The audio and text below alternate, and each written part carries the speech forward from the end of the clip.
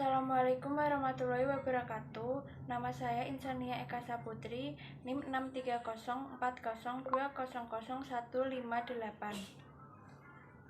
Jurusan Manajemen Bisnis Syariah kelas 2E. Video ini dibuat untuk memenuhi tugas UTS Dasar-Dasar Pemasaran.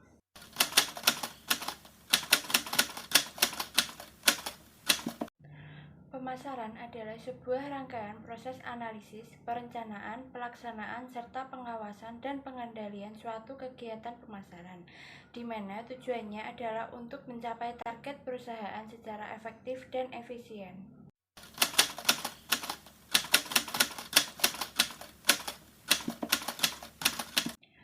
Yang pertama, analisis peluang pasar. Analisis lingkungan pemasaran penting sekali untuk meraih peluang-peluang dari setiap perubahan-perubahan yang terjadi. Yang kedua, meneliti dan memilih pasar sasaran dan upaya memposisikan pasar. Kisi-kisi produk atau pasar harus dapat diperkirakan dari masing-masing kelompok pasar sasaran. Selain itu, perusahaan harus dapat mengembangkan strategi penempatan atau positioning strategis pada pasar sasarannya. Yang ketiga, mengembangkan strategi pemasaran. Perusahaan harus mengembangkan suatu perbedaan dan strategi penempatan pada pasar sasarannya. Perusahaan harus mampu memberikan keistimewaan yang lain dari pesaingnya dan mampu memenuhi keinginan para pelanggan. Perusahaan harus mampu mengembangkan sebuah peta kedudukan produknya agar menduduki posisi yang lebih baik dari pesaing-pesaingnya. Yang keempat, perencanaan program pemasaran. Strategi pemasaran terdiri atas pengambilan keputusan tentang biaya pemasaran, bauran pemasaran, dan alokasi pemasaran. Yang terakhir, pengorganisasian, pelaksanaan, dan upaya pengendalian pemasaran. Pengorganisasian berarti membentuk struktur personalia pemasaran dan menetapkan tugas secara jelas serta terkoordinir.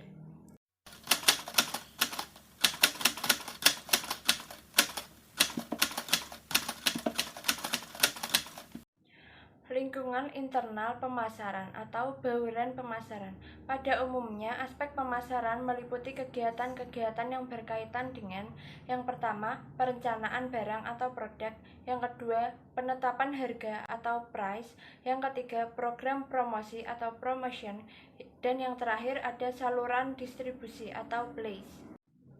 Lingkungan internal non-pemasaran. Aspek non-pemasaran adalah kegiatan-kegiatan fungsional atau operasional perusahaan selain kegiatan pemasaran. Antara lain adalah produksi, personalia, keuangan, penelitian dan pengembangan, administrasi, dan sebagainya. Lingkungan eksternal makro. Yang pertama, kondisi perekonomian. Yang kedua, hukum, politik, peraturan pemerintah. Yang ketiga, kependudukan dan keseimbangan lingkungan. Yang keempat, teknologi. Yang kelima, sosial dan kebudayaan. Lingkungan eksternal mikro. Yang pertama, pemasok.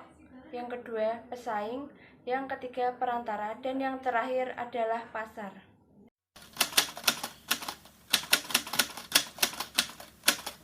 Motivasi merupakan suatu dorongan yang ada dalam diri manusia untuk mencapai tujuan tertentu. Persepsi merupakan hasil pemaknaan seseorang terhadap stimulus atau kejadian yang diterimanya berdasarkan informasi dan pengalamannya terhadap rangsangan tersebut. Pembentukan sikap merupakan penilaian yang ada dalam diri seseorang yang mencerminkan sikap suka atau tidak suka seseorang akan suatu hal. Integritas merupakan kesatuan antara sikap dan tindakan.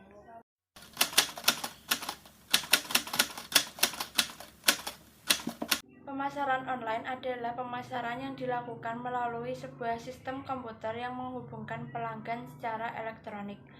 Pengaruhnya terhadap perilaku konsumen mengambil keputusan dari pengenalan kebutuhan, lalu pencarian informasi yang harus akurat terhadap barang yang akan dibeli setelahnya. Pelanggan harus melakukan evaluasi produk pasca pembelian kepada produsen.